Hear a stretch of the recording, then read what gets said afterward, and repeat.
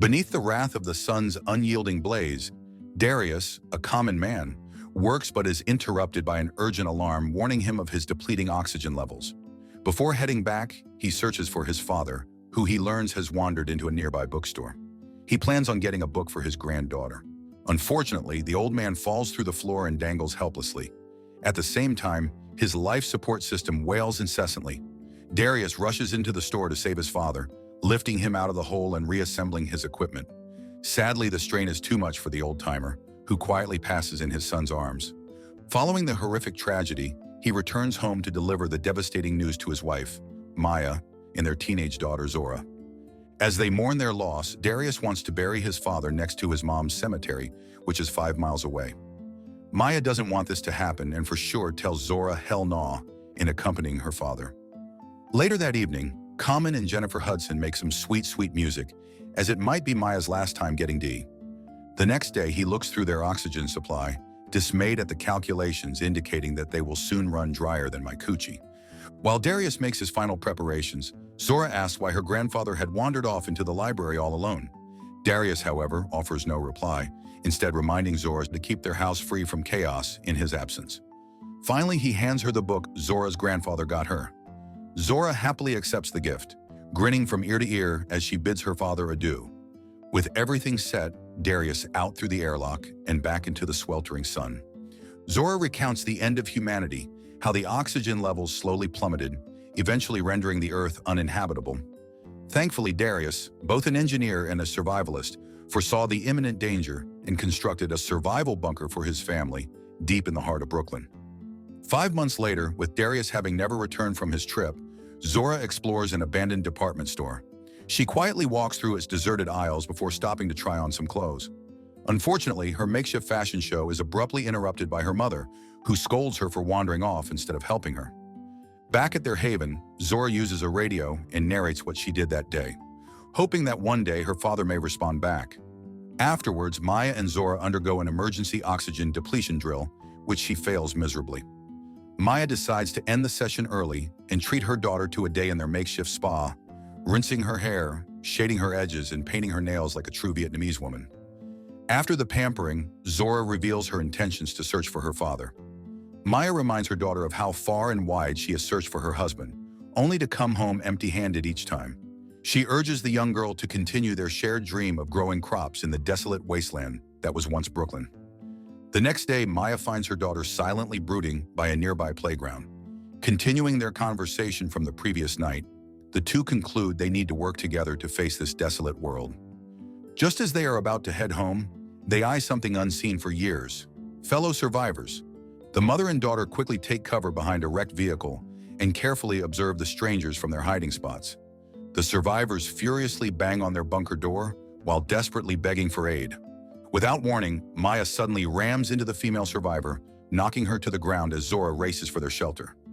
Luckily, the pair make it inside before the strangers can recover, locking the door behind them without hesitation. It's just white people trying to gentrify Brooklyn again. From the intercom, they listen as the female survivor once again pleads for their help. Maya, however, is not taking any chances, as she sternly orders the strangers to make their intentions clear. Out of breath and exhausted, the pair introduce themselves as Tess and Lucas, a pair of survivors from a group in Philadelphia. They had journeyed for 3 days into the wasteland to find a replacement for their failing air filtration system. Otherwise, 25 people, including 9 children, will die. To win over Maya's trust, Tess identifies herself as a colleague and close confidant of Darius from Temple University, his place of employment before the world came crashing down. They hope to meet with Darius so that he could help them replicate his greatest invention and the reason for his family's survival, the O2 generator. Unfortunately, Maya reveals the sad truth of her husband's disappearance. Zora, sensing the sincerity in Tess's voice, urges her mother to help their fellow survivors, arguing that replicating their father's invention would be a huge step forward for humanity. Moved by her daughter's words, Maya relents, accepting the pair into their safe house. Oh, hell no. I wouldn't be trusting her from the Umbrella Corporation. Before she grants them entry, however, Maya ties up the survivors and performs a thorough examination of each one. Satisfied with her findings, she first leads Tess into the bunker. Unfortunately, just when it seemed like disaster had been averted, a third stranger suddenly charged at them out of the blue. In that split second, Maya and Zora unload on their assailant, leading him to leap into the shelter to avoid getting popped. As the doors slam shut, Tess pleads with her companion, Micah, to calm down. Inside, Zora holds the intruders at gunpoint, while Maya angrily reprimands them for the sudden trespass. Tess, realizing that the whole situation was a huge misunderstanding, urges both parties to let calm down. Maya says they got her fucked up, though. At that moment, Tess loses all pretense of calm, and in her desperation, she declares that she will save her group by any means necessary. Following the confrontation, Tess frees Lucas and orders him to retrieve that drill, which they will use to penetrate the bunker's defenses. Meanwhile, Maya tends to Micah, who introduces himself as a lookout who simply panicked at the sight of his friends being tied up. Unfortunately, the conversation is cut short when Maya angrily orders the man to refrain from speaking with her daughter. Before the mother and daughter can take a moment's respite, the power in their hideout suddenly shuts off, leading deafening alarms to blare throughout. They attempt to search for the cause of the blackout through their security cameras, only to discover that the survivors had taped over the lenses. Outside, Lucas begins to drill, the razor-sharp blade easily melting through the reinforced doors, allowing them to break the first armor plate. In dire straits, the quick-thinking Zora concocts a plan to stop the intruders, ordering her mom to retrieve copper wires and a flashlight.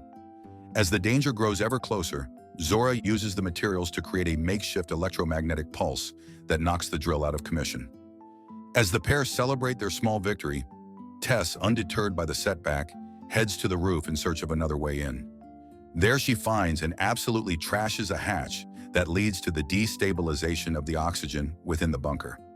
Despite the danger that awaits, Maya heads out to repair the damaged duct, ordering Zora to keep an eye on Micah in her absence. Lucas spots her leaving and quickly informs Tess, leading the latter to rush down from the roof. Unfortunately, she arrives to find her partner desperately banging on the door as Maya closes it on her way out. Inside, Micah is about to suffocate. He tells Zora he got a daughter. But girl, I know that man lying 'cause he gay. Zora ends up saving him in the nick of time, though, in exchange for him to answer questions. During the interrogation, he reveals Tess's claims to be true by further corroborating their story. As things slowly stabilize, Tess concocts a half-baked plan to use Zora's love and concern for her mother against them. Under the cover of heavy gunfire, Lucas sneaks past Maya's line of sight and stealthily encircles her position. Tess distracts Maya, and Lucas manages to overpower Maya, and the pair eventually knocks her out cold. Meanwhile, Micah also overcomes his captor, turning the tables on Zora with her own gun. This why we don't trust MAGA Latinos. Unfortunately, before he can figure out how to work the door, the once hopeful survivor succumbs to his injuries. Having reached their breaking point, Lucas threatens to kill Maya if her daughter refuses to cooperate. Zora, however, is unable to heed their order, as she had been tied up by Micah before his untimely passing. Their only remaining option at salvation is to retrieve a Darius keycard located miles away from the safe house. After a brief trek, they arrive at an abandoned parking lot with a vehicle capable of getting them to the said location. Lucas stays behind to keep an eye on the door. During the trip, Maya recounts her husband's final moments, presenting Tess with a note indicating that their life support system would run out due to some miscalculations. To buy them some time, Darius decided not to return, hoping his sacrifice provided enough time for his brilliant daughter to figure out a solution to their oxygen problems. Back at the hideout, Zora and Lucas bond over their shared love for music, despite being on opposite sides of the fence. She ends up playing some Megan Thee Stallion's greatest hits. Lucas says he's more into Lady Gaga.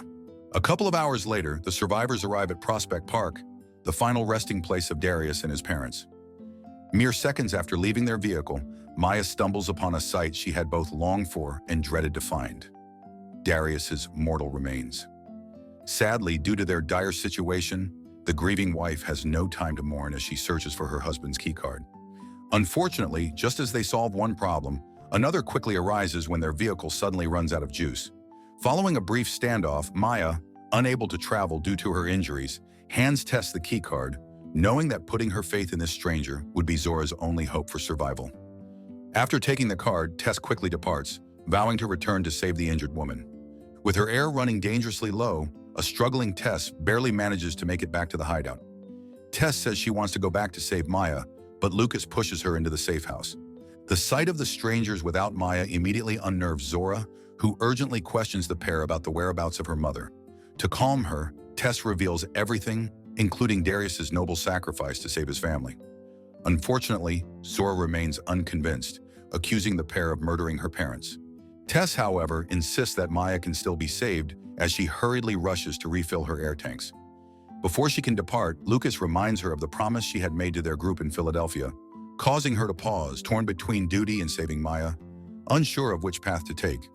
When she ultimately decides to honor her promise to Maya, an agitated Lucas threatens to shoot Zora. Looking to avoid further bloodshed, Tess continues with her mission, opening the O2 generator's control panel to study its inner workings. The moment she opens the device, her mind goes blank due to the complicated intricacies of its design. With Lucas breathing down her neck, Tess, laughing maniacally, unravels her lie. The truth is, she fabricated the whole story about working with Darius when she discovered the safe house through Zora's daily broadcast for her father. As Lucas grows ever frustrated, Tess desperately explains that their journey has been for naught since the device is only capable of sustaining 2 people. Incensed at her failure, Lucas blows a hole through his deceitful comrade, leaving only him and Zora standing. This not the same Alice in the Resident Evil movies. She'd had kicked his ass. With Tess out of the picture, Lucas reveals his new plan to seize their facility and keep the young girl as a caretaker to maintain the facility. Despite her assailant's reassurance, a terrified Zora can do nothing but cry her eyes out as the weight of her destitute future slowly dawns upon her. Back at the graveyard, a barely conscious Maya reminisces over some of her happiest moments with Darius. Amidst the flashback, she notices a sapling emerging from the ground and takes a deep breath, the fresh air filling her lungs a glorious testament to her husband's ingenuity. Reinvigorated by the miracle of life, Maya musters the strength to charge their Elon Musk vehicle with the sun peering out the clouds. Meanwhile, Lucas disposes of the bodies of his fallen comrades, dragging them out of the hideout. Upon returning, he feasts on what little food they have stored, leading Zora to question the man's sanity. Suddenly, the power once again shuts off, causing the alarms to echo through the facility. Zora, however, assures that it is a common occurrence caused by degrading solar panels. Ever the brute, Lucas sends her out to fix the panels, supplying her with limited air to ensure she doesn't run off.